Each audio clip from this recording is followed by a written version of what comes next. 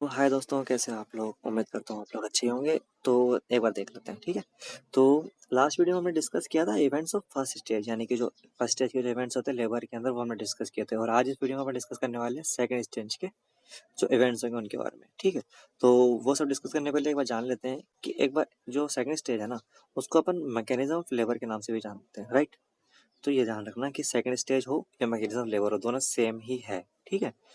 क्यों? क्योंकि इसके अंदर क्यों करते हैं? क्योंकि इसके अंदर जो स्टेज होते हैं ना, वो एक सीरीज की तरह चलते हैं, ठीक है। Series of movements adopted by fetal head through its journey from pelvis. यानी कि जो जर्नी होती है फीटस की, वो यानी कि जो डिलीवरी ऑफ बेबी के जो मैकेनिज्म होता है कि कैसे बेबी डिलीवर होता है, वो सब क्या बोलते हैं, इस स्टेज में जानेंगे कि इवेंट्स कौन कौन से होते हैं उसके अंदर, ठीक है। यानी मूवमेंट्स कैसे होते हैं बेबी के, किस तरह से बाहर आता है, ठीक है। तो ये सब जानेंगे, ठीक है। तो ये मेनली डिवाइड होता है, यानी कि जो फिटनेस का जो हेड है, यानी फिटनेस की जो डिलीवरी है, वो मेनली 9 पार्ट्स में वो डिवाइडेड होती है। यानी कि सेकंड स्टेज ऑफ बेबी है या सेकंड स्टेज ऑफ लेबर है, वो 2 पार्ट मैंने आई मीन 9 पार्ट्स में डिवाइडेड है। तो फर्स्ट कौन सा है? एंगेजमेंट ऑफ फीटल हेड, ठीक है, जिसमें हम एंगेजमेंट बात करेंगे फीटल हेड के, ठीक है। फिर descent of fetal head, flexion of fetal head, and fourth one is internal rotation of fetal head, and fifth one is crowning of fetal head, and sixth in external rotation of fetal head, and seventh one is restitution of fetal head, and eighth one is external rotation of fetal head, and ninth one is expulsion of trunk and extremities, ठीक है। तो ये तो हो गया एक बार का main topic, ठीक है। एक मिनट में गाइस, क्या बंद कर दूं? ठीक है। तो ये तो हो गया अपन जो अपन डिस्कस करने वाले हैं इस वीडियो में। एक बार चाहो तो इन सबका स्क्रीनशॉट भी ले सकते हो ताकि बाद में याद रहे कि हम क्या क्या पढ़ने वाले हैं, ठीक है। तो टॉपिक्स याद रखने के लिए, ठीक है, ये तो हो गया। तो फर्स्ट डिस्कस कर लेते हैं अपन एंगेजमेंट। तो इंगेजमेंट से मतलब ये हो गया कि इंगेजमेंट जो है ना, यानी कि जो फीटल्स का हेड है, एक मिनट में इस काम नहीं कर रहा।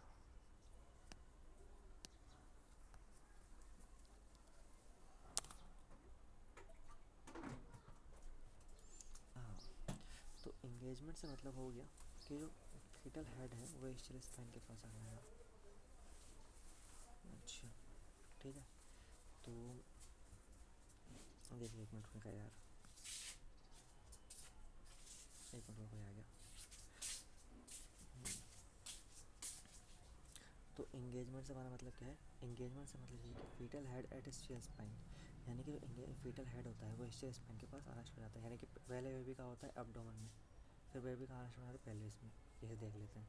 फिर इंगेजमेंट जिसे हम बोलते हैं स्टेशन जीरो, यानी इंगेजमेंट की जो प्रोसेस होती है ना, उसे स्टेशन जीरो बोलते हैं। मैं बताता हूँ कैसे, ठीक है। तो मान लीजिए कि ये जो लाइन है ना, ये डिफाइन करती है एब्डोमेन एंड पेल्विक कैविटी को, ठीक है। तो ऊपर वाला पार्ट हो गया एब्डोमेन, नीचे वाला पार्ट हो गया पेल्विक, और ये बीच में है वो है बीच की spine, I mean pelvic cavity या पेल्विक ब्रेन जिसको बोलते हैं, ठीक है। ये होगा पेल्विक ब्रेन। एक मिनट, हाँ, तो ये होगा पेल्विक ब्रेन, ठीक है गाइस। तो पेल्विक ब्रेन हो गई। तो देखना, ये जो पेल्विक ब्रेन है, इसके जो ऊपर वाला पार्ट है वो हमने एब्डोमेन मान लिया, और नीचे वाला जो पार्ट है उसको मान लिया पेल्विक कैविटी, और बीच वाले को मान लिया जो दोनों को अलग करते हैं उसको बोलते हैं पेल्विक ब्रेन, ठीक है। ये चीज़ होगा, इस समझ में आ गई। तो जितना ये पास्ट होगा ना एशियल स्पाइन के, उसको हम बोलेंगे स्टेशन जीरो, ठीक है।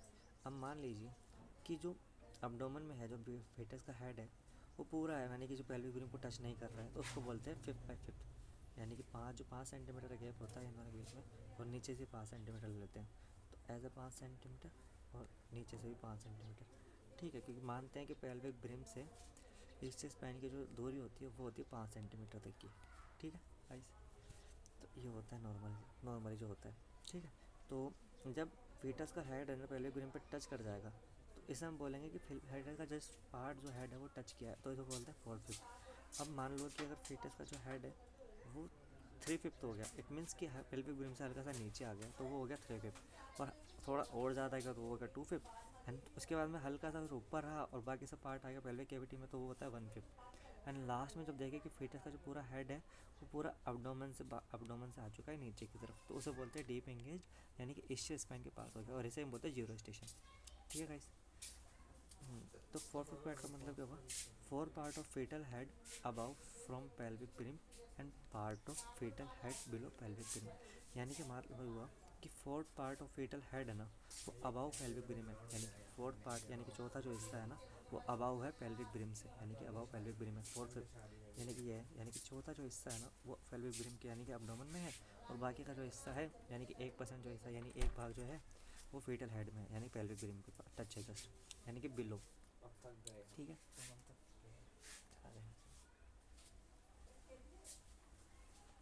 तो ये मुझे बताइए कि 2/5 कितना होगा, आप बताइएगा, अगर समझ नहीं आया तो दोबारा मेरे से पूछ लीजिएगा। स्टेशन मेजरमेंट, ठीक है, तो एक बार देख लेते हैं मेजरमेंट क्या होता है। स्टेशन मेजरमेंट, तो स्टेशन हो गया measurement of distance of fetal head from ischial spine. ठीक है, तो इसमें मेजरमेंट करते हैं हम, मेजरमेंट करते हैं distance of fetal head from ischial spine. जैसे कि देखिए कि ये फीटल हेड हो गया, फीटल हेड यहाँ पर होगा ना, तो यहाँ पे होगा ischial स्पाइन हमारा, कुछ इस तरह से ischial स्पाइन होते हैं। तो यहाँ पे जो स्पेस होता है तो ये टच कर जाता है, तो मान लेते हैं कि ये 0 स्टेशन हो गया, तो यहाँ पे हो गया ischial स्पाइन। तो ऐसा कुछ होता है मेजरमेंट के लिए हम देखते हैं। और ये जो दूरी होती है ना ischial स्पाइन से फीटस की, ये होती है 5 सेंटीमीटर की, और 5 सेंटीमीटर तो मान लो अगर ये जितना पास होगा ना उतना ही इसको बोलेंगे कि ischial स्पाइन में आ गया।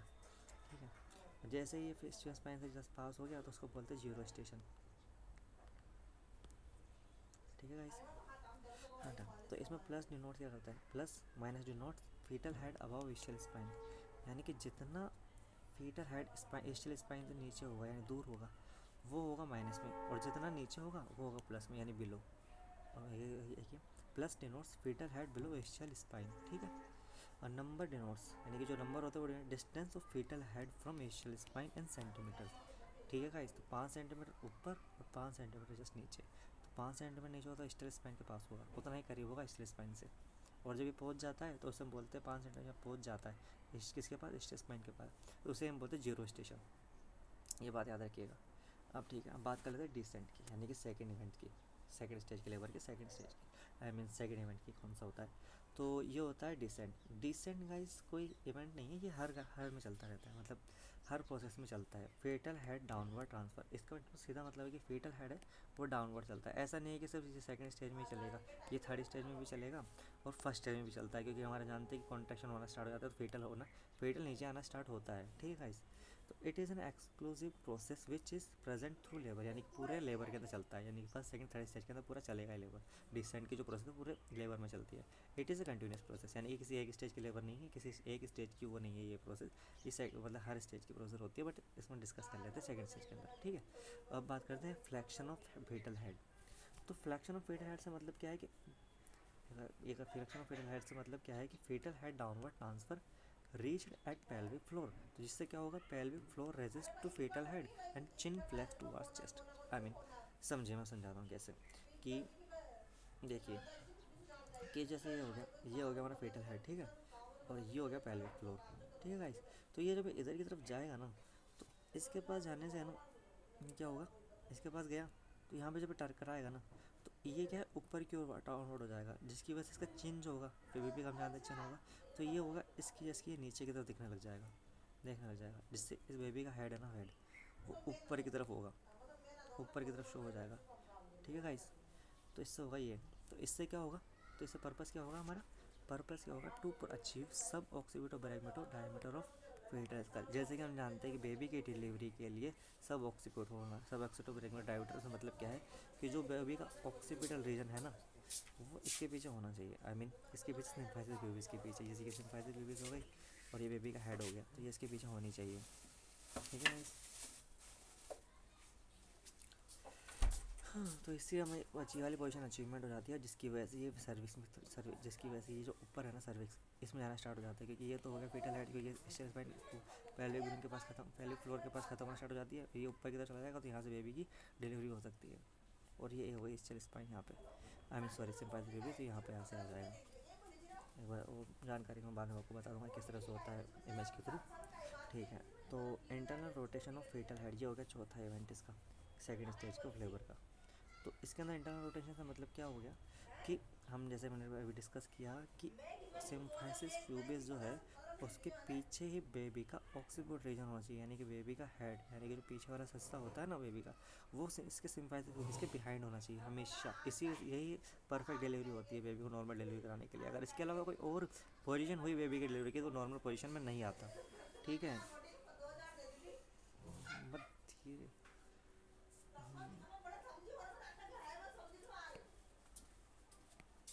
गाइस, तो ये हो गया यहाँ पे।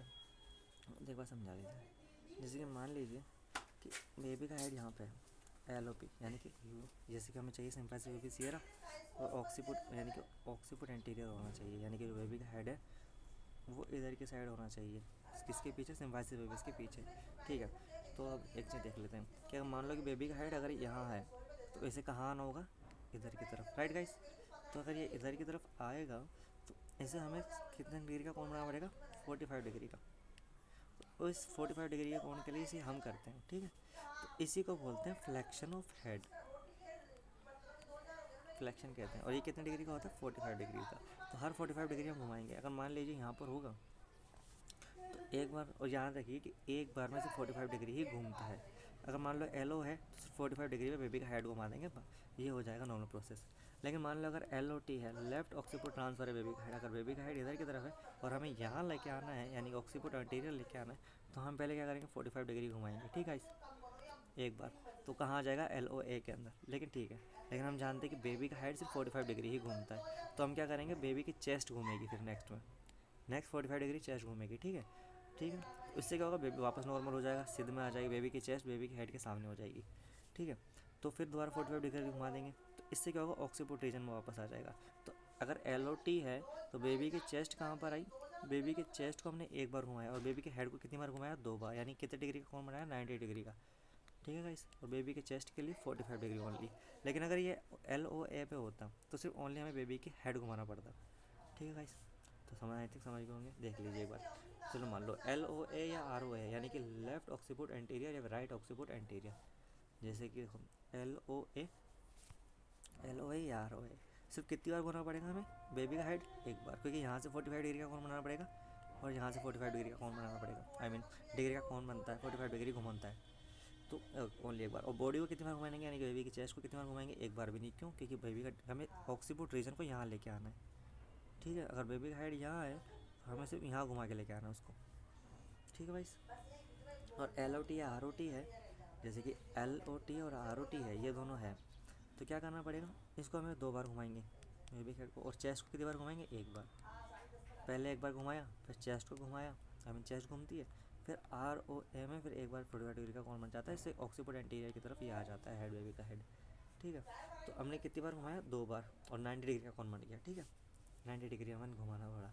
और बेबी का हेड कितना बड़ा, बॉडी बनी 1 फुट, आई मीन एक बार चेस्ट को घुमाया बॉडी को। और LOP ROP 3/8 या 35 डिग्री का घुमाना था। अब समझिए कैसे, LOP ROP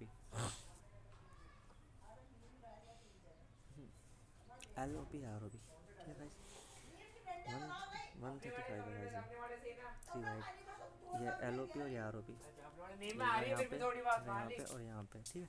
तो कितनी बार घुमा दिया गाइस अपन ने, 3 बार। और चेस्ट की बात करें तो एक बार चेस्ट ये घुमाई और एक बार चेस्ट ये घुमाई, क्योंकि हमें तो सिर्फ चाहिए कि बेबी का हेड सामने हो, चेस्ट से हमें अभी इस टाइम में कोई लेना देना नहीं कि लेन चेस्ट का है। लेकिन ध्यान रखना कि अगर चेस्ट को एक साथ डबल बार घुमा देंगे ना, तो हो सकता है बेबी इंजरी होने का चांस हो, तो सर हम सिर्फ 45 डिग्री घुमाते हैं, क्योंकि बेबी का जो हेड है वो सिर्फ 45 डिग्री घूमता है, ठीक है। तो उसमें बॉडी कितनी बार घुमा सकते हैं, 2 बार, यहाँ से ये 2 बार घूम गई ना गाइस। और हेड तो हम 3 बार घुमाएंगे, यहाँ पे ये 3 बार घूमता है, इसे ही बोलते हैं फ्लेक्शन ऑफ हेड या internal rotation of fetal head, sorry fourth internal rotation of fetal है, जिसके अंदर आप फेटल का हेड घुमाते हैं, ठीक है गाइस। ओके, तो crowning of fetal head, crowning in the sense कि मतलब सीधा सा मतलब ये है कि जो बेबी का हेड है वो वेजाइना के थ्रू दिखने लग जाता है, उसे हम कहते हैं ओनली हेड गाइस। मैंने सिर्फ ओनली हेड की बात की और किसी की बात नहीं की। तो सिर्फ बेबी का हेड दिखता है और कुछ नहीं दिखता, ठीक है। Fetal head ready to be deliver, यानी कि बेबी का जो हेड है वो डिलीवर होना स्टार्ट होता है। To achieve BPD by pectoral diameter, most commonest transfer diameter, ठीक है। तो ये बाई पेक्टोरल डायमीटर एक तरह का डायमीटर होता है बेबी के हेड के थ्रू जानने के लिए कि वो बेबी का, आई मीन जो बेबी जो बाहर आने वाला है वेजाइना के थ्रू, वो पॉसिबल है या नहीं है। ये एक तरह का डायमीटर हम पहले देखते हैं बेबी के थ्रू निकल जाएगा नहीं का। अगर ये अगर अचीव होता है तो हमें जो कट लगाते हैं बेबी को, जो हम कट लगाते हैं नीचे वेजाइना के थ्रू, वो कट लगाने की ज़रूरत नहीं पड़ती, ठीक है गाइस। क्या बोलते हैं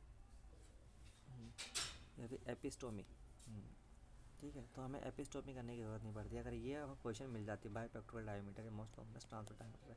अगर ये नहीं मिलती विजिबल और जस्ट बिफोर क्राउनिंग, थिनिंग और bulging of perineum skin perform episiotomy, ठीक है गाइस। तो परफॉर्म एमिस्टोमी करते हैं और कई बार हमें ज़रूरत नहीं होती इस चीज़ की करने की, क्योंकि अगर ये पोजीशन अच्छा में अच्छी से मिल जाती है तो, और बेबी का मतलब 10 सेंटीमीटर डायलेट हो जाती है तो सर्विक्स वगैरह सब। ठीक है गाइस, हम छठे की बात कर लें तो छठा इसमें होता है एक्सटेंशन ऑफ फीटल हेड। तो इसमें क्या होता है, extension delivery of fetal head by extension of method. अगर आपसे पूछे कि क्राउनिंग कब होती है तो 4th स्टेज में क्राउनिंग हो जाती है, यानी मीन 5th स्टेज में क्राउनिंग होती है। सिर्फ बेबी का फीटल हेड की डिलीवरी होती है, फीटल पूरा मतलब फीटल की डिलीवरी नहीं होती, फीटल हेड की होती है। एक्सटेंशन ऑफ इसमें अगर कोई पूछे आपसे कि फीटल के हेड की डिलीवरी यानी कि पूरे के पूरे हेड की डिलीवरी कब होती है, वो होती है छठे स्टेज में। ठीक है, एक्सटेंशन ऑफ फीटल हेड के अंदर क्राउनिंग में से बेबी का हेड दिखाई देता है। ठीक है गाइस, ये ध्यान रखिएगा। तो delivery of fetal head by extension method, तो delivery of fetal head by extension method कैसे होता है, यूट्राइन कॉन्ट्रैक्शन होता है जिसके द्वारा मैटरनल बियरिंग डाउन एफर्ट्स लगता है। ठीक है, यानी कि जो मदर होती है वो नीचे की तरफ एफर्ट्स लगाती है ताकि बेबी के हेड की डिलीवरी हो। और जो पेल्विक फ्लोर होता है वो 2 तरह के एफर्ट्स लगाता है, यानी कि हमारा पेल्विक फ्लोर हो गया, ये 2 तरह के एफर्ट्स लगाता है। एक तो होता है अपवर्ड और एक होता है फॉरवर्ड। ठीक है गाइस, तो इससे क्या होता है, अपवर्ड जो डायरेक्शन लगते हैं और ये जो पहले हमारा यूट्राइन कॉन्ट्रैक्शन जो हो रहे हैं और ये जो पेल्विक फ्लोर जो कॉन्ट्रैक्शन लगा रहा है इसकी वजह से ये क्रॉस आउट हो जाते हैं। लेकिन अभी भी जो पेल्विक फ्लोर है वो एक और कॉन्ट्रैक्शन करता है या रिस्पॉन्सिबल डिलीवरी फॉरवर्ड की तरफ एक रिस्पॉन्स कर देता है, फॉरवर्ड कॉन्ट्रैक्शन भी करता है, जिसकी वजह से जो बेबी होता है वो यहाँ से बाहर की तरफ चला जाता है। ठीक है, क्योंकि ये तो पेल्विक फ्लोर है, यहाँ से ऊपर की तरफ जाना पड़ता है, क्योंकि हमें जानते हैं कि फ्लेक्शन ऑफ हेड भी होता है बेबी के अंदर, तो उस वजह से बाहर की तरफ जाना स्टार्ट हो जाता है। तो रिस्पॉन्सिबल ये और ये तो एक दूसरे से क्रॉस आउट हो जाते हैं, सिर्फ एक बचता है वो होता है फॉरवर्ड, जो कि रिस्पॉन्सिबल होता है, responsible for delivery of fetal head. ठीक है गाइस, ओके। उसी को और जो ये सब चीज़ चलती है उसको बोलते हैं कपल फोर्स थ्योरी। ठीक है गाइस, अब लास्ट बोलते हैं restitution, realignment of fetal head. ठीक है, तो इसमें क्या होता है कि हम जानते हैं कि तो मान लो कि हमने 45 डिग्री का डिग्री से निकला था बेबी ऑक्सीपोर्ट रीजन में लाने के लिए, ऑक्सीपोर्ट एंटीरियर लाने के लिए बेबी को 40 डिग्री घुमाया था, लेकिन चेस्ट तो वैसी की वैसी ही थी ना गाइस। तो इसमें हम क्या करें, चेस्ट का रीअलाइनमेंट करते हैं। ठीक है गाइस, तो इसमें क्या चेस्ट को रियल चेस्ट जो है ना, चेस्ट वो सिम्फाइसिस प्यूबिस के लाने के पीछे काम करते हैं। ठीक है, वो वापस रोटेशन मतलब जो जो घूमी थी ना उसको रिलाइनमेंट करते हैं कि वापस अपने सेम पोजिशन में आ जाए, यानी कि बच्चे के चेस्ट बच्चे के हेड के सामने हो, ना कि टेढ़ी हो थोड़ी बहुत। ठीक है भाई, चाहिए तुम्हारी यार, नहीं पियो। ठीक है, तो external rotation of fetal head क्या हो गया। तो इसमें देखो एक बात में फिर देख लेते हैं, रेस्टिट्यूशन पे आ गया था, सॉरी गाइस यार आज को बहुत ज़्यादा हुआ है। तो realignment of fetal head 1/8 of rotation of fetal head होता है, यानी कि सिंपल सी बात है कि जब हम 45 डिग्री का सेंटर कोण बनाते हैं ना, तो उसमें बेबी का फीटल हेड बेबी के चेस्ट से रियलाइंड हो जाता है, मतलब डिस्ट्रैक्ट हो जाता है, मतलब अलग हो जाता है। तो यही रेस्टिट्यूशन सिंपल सा होता है कि जो बेबी का हेड बेबी के चेस्ट के बिल्कुल सामने आना स्टार्ट हो जाता है। ठीक है गाइस, तो external rotation of fetal head के अंदर क्या होता है, internal rotation of exterior shoulder. Simple सी बात है कि हम जानते हैं कि सिम्फाइसिस प्यूबिस के सामने फीटल का हेड डिलीवर हुआ था, तब शोल्डर भी उसी तरह से डिलीवर होंगे जिस तरह से हेड हुआ था। तो इट मीन्स कि जो बेबी के शोल्डर है, बेबी के जो शोल्डर है, ये मान लो बेबी के, ये जो बेबी के शोल्डर, ये बेबी का हेड हो गया, तो ये बेबी के जो शोल्डर है वो सिम्फाइसिस प्यूबिस के सामने ही बिहाइंड ही होने चाहिए। ठीक है गाइस, तभी वो डिलीवर होंगे। ठीक है, इसका पर्पज़ क्या है, to place anterior shoulder behind symphysis pubis 1/8 of 45 degree, इसके लिए 45 डिग्री का कोण बनाते हैं। ठीक है, अब लास्ट में जब ये हो जाता है तो expansion of trunk and extremities, यानी कि लेटरल फ्लेक्शन के द्वारा डाउनवर्ड स्ट्रेट यानी कि बाहर को बच्चे की तरफ खींचते हैं, जिसकी वजह से वो bearing down effects, bearing down effects की वजह से और डाउनवर्ड हम खुद बच्चे को शोल्डर की मदद से पकड़ के खींचते बाहर की तरफ निकालते हैं, फॉरवर्ड की तरफ। ठीक है, जिसकी वजह से बच्चे के एक्सट्रीमिटीज़ एंड ट्रंक्स की डिलीवरीज हो जाती है। तो गाइस बस के वीडियो में इतना ही, आई मीन तो मुझे भी लगता है कि आपको थोड़ा बहुत समझ में नहीं आया होगा, और क्योंकि पीछे शोर हो रहा है तो मुझे लगता है कि दिक्कत हो सकती है आपको समझने में। तो मुझे मैसेज कर दीजिएगा कि मैं दोबारा इसको बनाऊँ, इस वीडियो को समझाऊँ आप लोगों को। और गाइस प्लीज़ सब्सक्राइब कर दीजिएगा यार, थैंक यू गाइस। और मैसेज कर दीजिएगा यार एक बार कि आप समझाओगे दोबारा से एक बार, प्लीज़ गाइस।